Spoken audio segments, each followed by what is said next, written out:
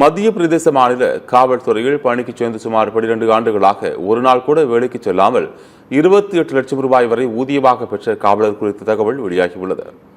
2011ஆம் ஆண்டு போபால் காவல்துறை பணி அமர்த்தப்பட்ட காவலர் பின்னர் சாகர் காவல்துறைக்கு பயிற்சி மையத்திற்கு பயிற்சிக்கு அனுப்பி வைக்கப்பட்டுள்ளார்.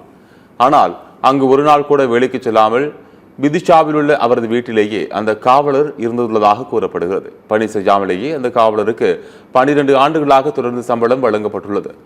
இது ஒட்டுமொத்தமாக 28 லட்சம் என்று கணக்கிடப்பட்டுள்ளது. காவல்துறையின் கவனக்குறைவு மற்றும் தொழில்நுட்ப கோளாறு போன்றவையே இதற்கு காரணம் என்றும் கூறப்படுகிறது.